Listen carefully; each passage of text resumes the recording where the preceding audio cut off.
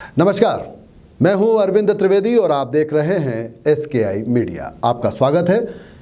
यदि बात की जाए ओवर ब्रिजेस की तो ये कब बनना चाहिए? कहा जाता है कि ओवर ब्रिज हमेशा किसी भी शहर में अंतिम विकल्प के तौर पर इस्तेमाल किए जाते हैं जब यातायात की समस्या बेहद ज़्यादा बढ़ जाती है और जहां लोगों को 10 मिनट में एक स्थान से दूसरे स्थान पहुंचना होता है वहां उनको आधे से पौन घंटा लग जाता है। तब कहा जाता है कि यातायात व्यवस्था इस क्षेत्र में चरमरा गई है। कुछ ऐसा ही हो रहा था देवास में भी एक रेलवे क्रॉसिंग पर। यहाँ पर दिन में रेलवे का ये फाटक 24 बार बंद हुआ करता था और लोग उस क्षेत्र के बेहद परेशान थे। इन सब बातों को देखते हुए देवास के सिविल लाइन से मेंढकी रोड जो रास्ता जाता है इसके ऊपर इस रेलवे क्रॉसिंग पर एक रेलवे ओवरब्रिज बनाने का निर्णय हुआ। यह निर्णय लिया गया था 2016 के रेलवे बजट में, लेकिन उसके बाद टेंडर हुए। पहली बार टेंडर निरस्त हुए, उसके बाद दोबारा टेंडर हुए, फिर वो निरस्त हुए। इस तरह से यह रेलवे ओवरब्रिज अनेक उतार चढ़ावों का शिकार होने के बाद अगस्त 2018 में बनना शुरू हुआ और अब 4 साल बाद 2022 के जनवरी के पहले सप्ताह में पूरी संभावना है कि यहाँ पर यातायात सुगम रूप से संचालित होने लगेगा और लोगों को राहत मिलेगी। और इसके साथ साथ फायदा उस क्षेत्र के लोगों को इस तरह से होगा कि आसपास के जितने भी गांव हैं और लगे हुए क्षेत्र हैं, कहा जा सकता है कि अब यहाँ की रंगत बदलने वाली है। तो कहानी तो रेलवे ओवरब्रिज की है और साथ ही हम आपको बतलाएंगे कि ये ओवरब्रिज किस तरह से कई संभावनाओं को जन्म दे रहा है।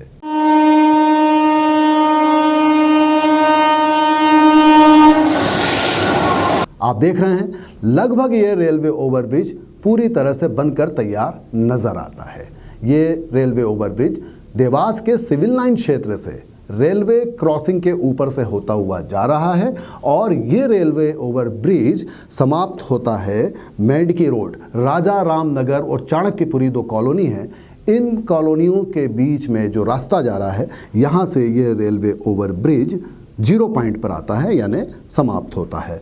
तो कुल 711 मीटर लंबा ये ओवरब्रिज है, 711.50 मीटर, और सिविल लाइन क्षेत्र की तरफ इस ब्रिज की लंबाई 220 मीटर है और दूसरी ओर इसकी लंबाई 154 मीटर है।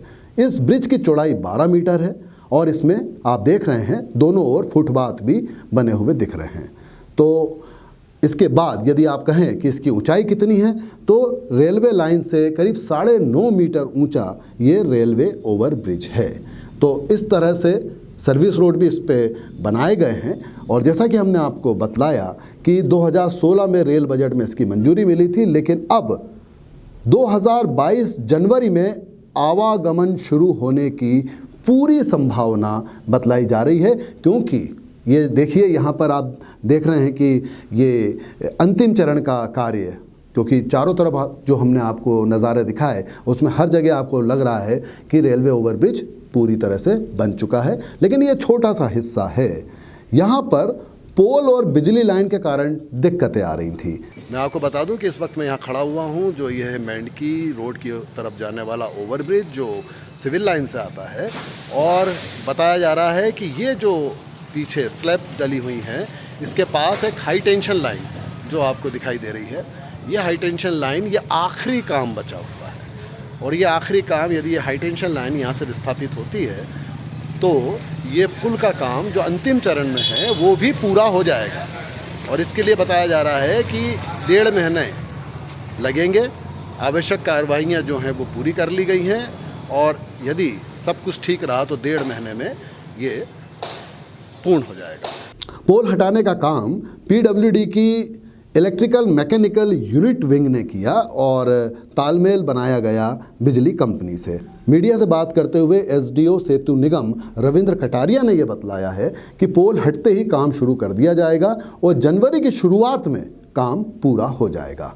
जैसे ही काम पूरा हो जाएगा 20 करोड़ की लागत से बनने वाला ये ब्रिज आवागमन के लिए तैयार हो जाएगा। और इसके साथ ही ब्रिज के बन जाने के बाद संभावनाएं आसपास के क्षेत्रों की बढ़ जाएगी। लेकिन दरकार है कि नीचे सड़क अच्छी बने, जो ओवरब्रिज है इसके आसपास के लोगों के लिए जो समस्याएं आने वाली हैं ब्रिज के बनने के बाद, वो भी पूरी तरह से दूर हो जाएगी, ऐसा भी बतलाया जा रहा है, ताकि उन्हें भी किसी तरह की रहन सहन आवागमन की समस्या का सामना ना करना पड़े।